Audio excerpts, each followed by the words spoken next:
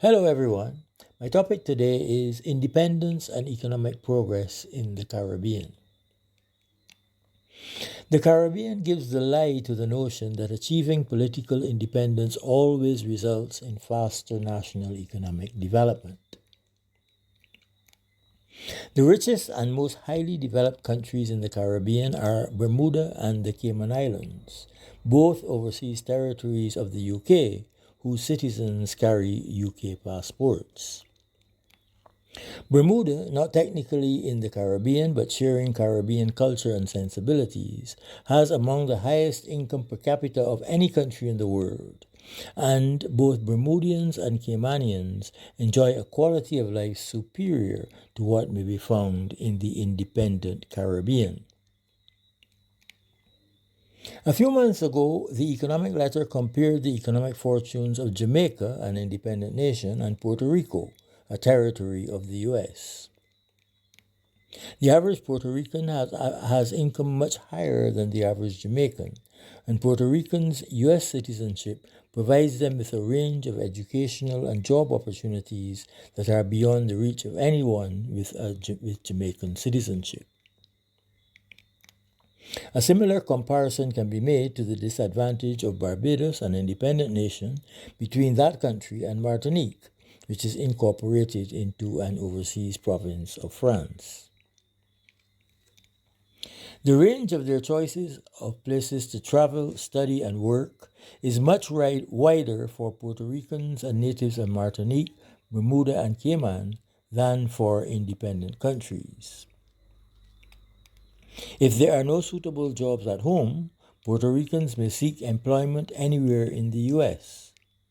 A student from Martinique may further their studies and pursue a career anywhere in the European Union. With their UK passports, Bermudians enjoy visa-free travel to the US and many other countries which holders of Caribbean countries cannot enter without having first obtained a visa. In contrast to independent Caribbean countries, the dependencies all have free access to US dollars and euros, two currencies which can be used to make international payments. The US dollar is the domestic currency in Puerto Rico and the euro is the domestic currency in Martinique. Bermuda and Cayman have their own currencies, but US dollars are freely available and are in common use. Dependencies have access to financial assistance, investment funding, and technical assistance from the advanced countries with which they are associated in case of disasters and to improve transport and other infrastructure. The population of Montserrat survived the Mont Soufriere volcanic eruption which rendered 2/3 of the island uninhabitable thanks to its status as a British overseas territory.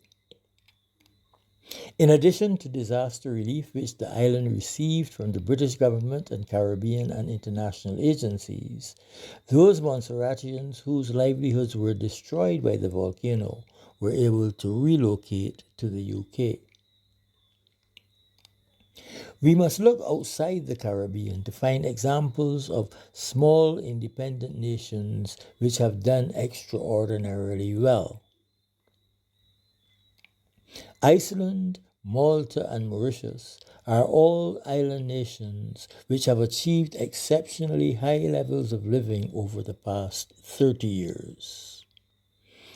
What distinguishes them from the independent Caribbean is a stable value of the local currency, general availability of US dollars free of controls, euros in the case of Malta, and a government whose borrowing strategy focuses on long-term loans for ports, roads, public utilities, and other infrastructure.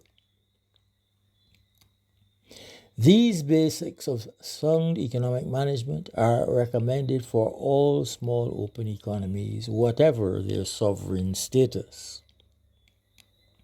What independent countries lack is the oversight of higher levels of government to assist them with the tools and expertise to ensure the economy is carefully managed and to provide emergency support when needed. The governments of Iceland, Malta, and Mauritius have shown the necessary maturity in adjusting to crises and changing circumstances with a view to maintaining the basics of economic stability, something the independent Caribbean has largely failed to do. Thank you and good day.